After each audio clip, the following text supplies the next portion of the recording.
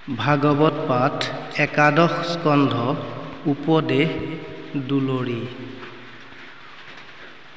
শুনা সভাসদ ভাগৱত পদ, কথা একাদশ স্কন্ধ। কৃষ্ণে যেন মতি দিলন্ত সম্প্ৰতি, বিৰচিলো পদবন্ধ। জীৱা প্ৰস্তাৱত আনুশাস্ত্ৰ মত, দিলো কিছু ঠাই ঠাই। তাকো নিন্দিবা বিচাৰি দেখিবা, শাস্ত্ৰ পূৰ্বা পৰে চাই। যিজনে নজানি বেলে নিন্দা বাণী, তাহাকো অঞ্জলি পুষ্ট। কহো সাঞ্চে সাঞ্চে তাতে লাভ আছে, নিন্দি মাত্ৰ শোক তুষ্ট। মোৰ বাক্য বুলি নেৰিবা সমূলি, কৃষ্ণৰ গুণ সকল যদি গংগা জল কদৰ্মে মিশল। তাতো আছে মহাফল, ই কথা থাকো ক শুনা সৰ্বলোক। কৃষ্ণত ভকতি ধৰা, আল জাল এৰি হৰিক সুমৰি। সুখে ভৱ নদী তৰা, হুয়া এক মতি সাধুৰ সংগতি। লৈও কৰি প্ৰবন্ধ, কৃষ্ণৰ চৰণে পখিলো শৰণে। তেবেকে চিন্দিবে বন্ধ, যত স্বৰ্গ সুখ পঞ্চবিধ মুখ।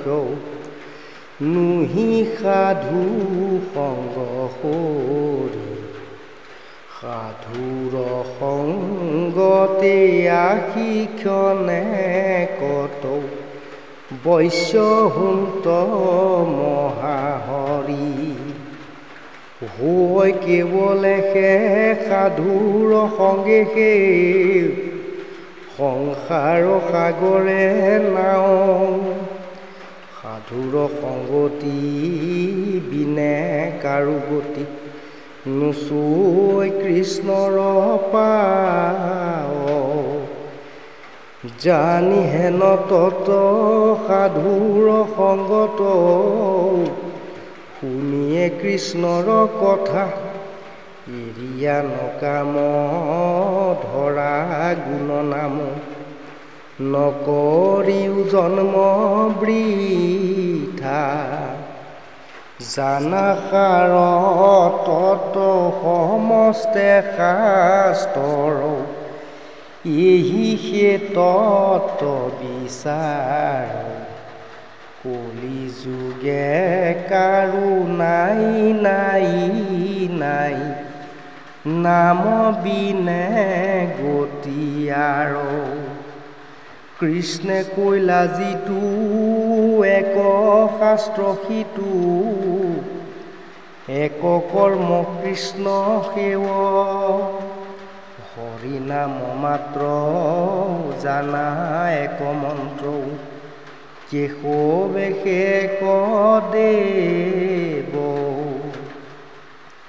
ঈশ্বৰ মাধৱ নামেকে বান্ধৱ জানিতে জানমতি কৃষ্ণৰ পয়ান পাণ্ডৱ নিৰ্জান এহি মানে সমাপতি কৃষ্ণৰ কিংকৰে ৰচিলা শংকৰে হৰিত কৰি সন্তোষ কৃষ্ণৰ স্মৰণে হৰো কতেখনে বঢ়া তুতা যত দুখ ভুকুতি মুকুতি সাধিবে সম্প্ৰতি গলে বান্ধা হৰি নাম আনকাময়েৰি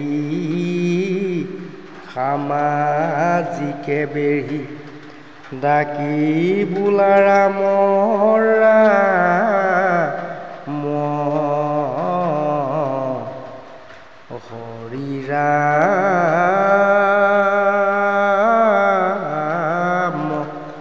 ৰাম ৰাম ৰাম কৃষ্ণ বান্ধৱ কৃষ্ণ।